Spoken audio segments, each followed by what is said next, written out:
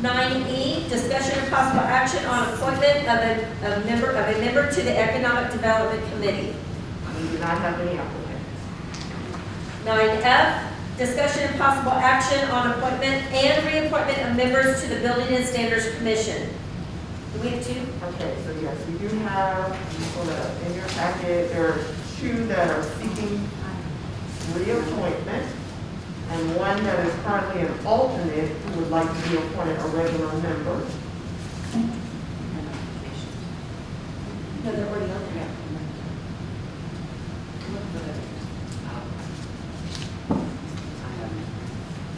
All right, so that is Jack Major and Lexi Potter would like to be reappointed. Those are two different motions, correct? No, you can do the reappointments together and then the new appointment by itself. Yeah, that's what I was talking to you. No, that wasn't it. Mayor, I'd like to make a motion. I'd like to make a motion to reappoint Jack Majors and Lexi Potter to the Building Standards Commission, and at the same time appoint Jason Costa, is that how you say it, Costa? Yes. As a new member to the Building Standards Commission. And these will be terms ending October 2023. We have a motion on the table by Councilmember Martin and seconded by Mayor Pro Tem Grant to accept the appointment for Jack Majors and Lexi Potter. Also accepting the appointment for Jacob Cossip for their appointments ending in October 1st of 2023. Please call roll. Councilmember Papadakis? Yes. Councilmember Salazar? Yes. Councilmember Greider? Yes. Councilmember Street? Yes. Councilmember Martin? Yes. Mayor Pro Tem Grant? Yes. Mayor Arbery? Yes. 9F, discussion and possible action on appointment and reappointments. Did I skip? Oh, thank you. I forgot to mark it off. No, I'm sorry. I totally messed up.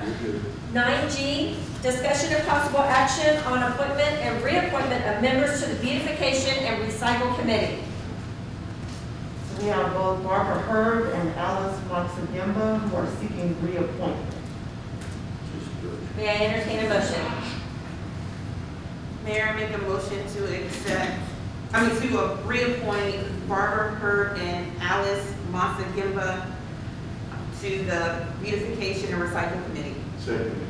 I have a motion on the table by Councilmember Greider and seconded by Councilmember Greider to accept the reappointments for Barbara Herb and Alice. I'm sorry. Second. Seconded by Councilmember Salazar to accept the appointments of Barbara Herb and Alice Moxagimba to the term ending in October 1st, 2023. Please call roll. Councilmember Papadakis? Yes. Councilmember Salazar? Yes. Councilmember Greider? Yes. Councilmember Street? Yes. Councilmember Martin? Yes. Mayor Pro Tem Grant? Yes. Mayor Arbery? Yes. Yes, ma'am. I just want to say thank you to the ladies of the Beautification and Recycle Committee. You guys are doing, I thank you for taking care of our plants outside. I see you all the time from my porch. You guys are committed to watering those plants. I see you on the weekends. And also they have some big things coming up that they want to do to beautify the city. So anyway, thank you for your work and dedication and being committed and actually showing up.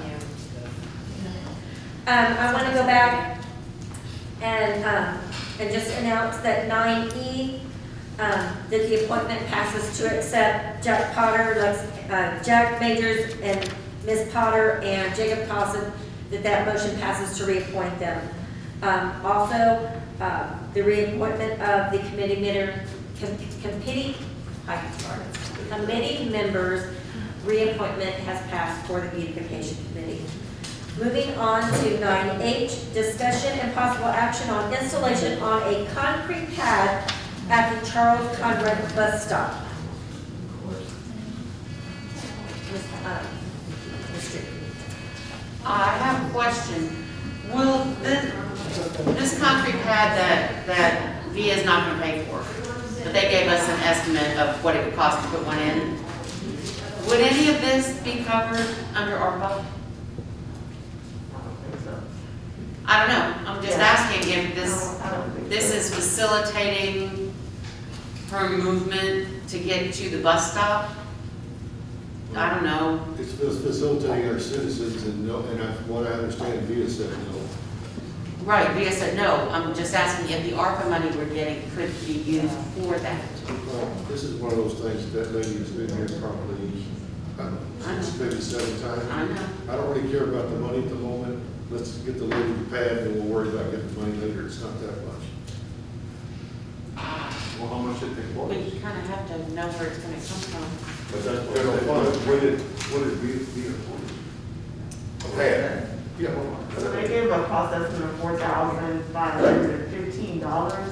And just to kind of go back, for those who are not familiar, the whole history of this.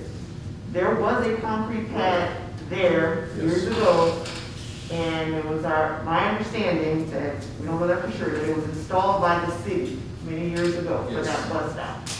And there were complaints from the business there that it actually flooded their property. Right.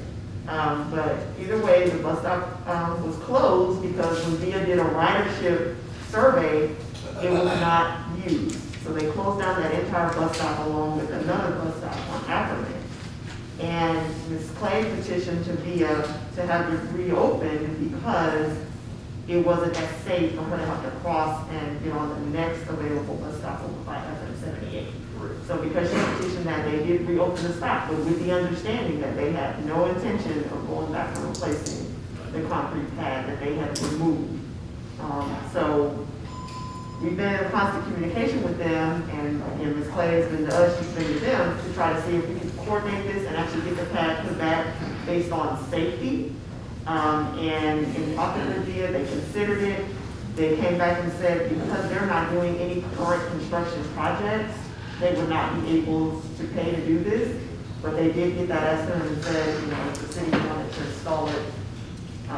One of the things they were thinking is that if we had another project ongoing, you know, that's already a contractor in the city, maybe they'd be willing to go ahead and do that at, you know, for a little bit cheaper. But we would have to get our own official quote. This is just, again, an estimate. And again, I provided this to you all back in July before the budget was adopted to see if it's something that we wanted to pursue. So at this point, if you want to pursue that, you know, we would have to fund it through a budget amendment because we did not put any funding in for this.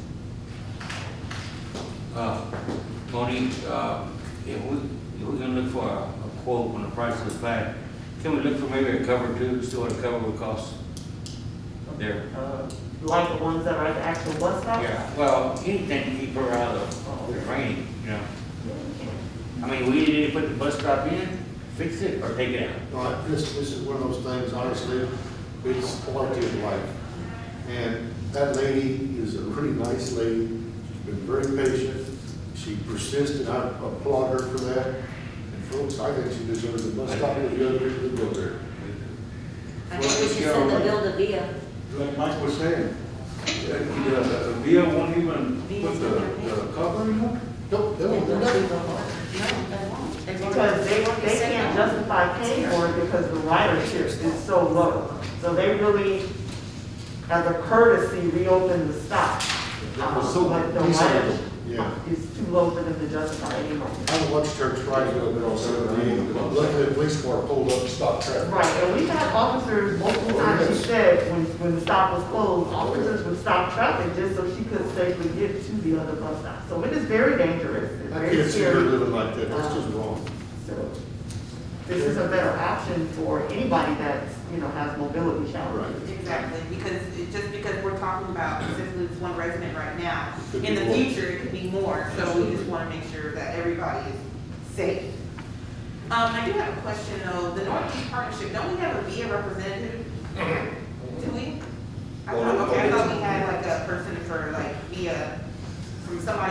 there's one for the Metropolitan Planning Organization. Yeah, that's a Oh, grant. okay, but I think that definitely this is, something that we should do, but, I do agree with, Martin. Martin, I'm looking at him, I say, that the cover. Yes. I would like that to, can we get a quote on that? We have people right here in Kirby that do this. I probably won't be like the other bus stops. No, there's one that's Just need a decent. cover, yeah, just something, yeah. And I'm thinking because she needs the special ramp, you know, Right. there's bound to be a grant out there for that. There's bound to be some kind of mobility grant or accessibility grant or something. But since we don't have a grant writer to hunt one down, it's gonna be difficult to find. Should I start hunting? Yeah, if you're fine, let's do it too. I think she's correct on that. There has to be, especially if we're gonna put it in ourselves, Well, you might go to there has to ABA. be some type of grant program to help the disabled, especially when it comes to the infrastructure. And I agree with that. But one thing I would like to say, for whatever it's worth, if it's under, say, if it's under 7, that's what it goes on. And I'm gonna bet it's gonna come in at that. I would like to see us go ahead and do it because researching the grant, writing it, getting it approved and everything, you're talking months down the line. Yeah, so look, this is one of those things that, But, yeah, that shouldn't. I think we need to do it. Stop Susan from doing I it. think we just need to go ahead and just get it done. And then see what we can find. This, I know this is the cart before the horse, but sometimes you do that. Then I will call for a motion. Mayor, make a motion that we take the bid, I'll put bids out for a pad and cover. Can't do it, I forgot what it's exactly he said.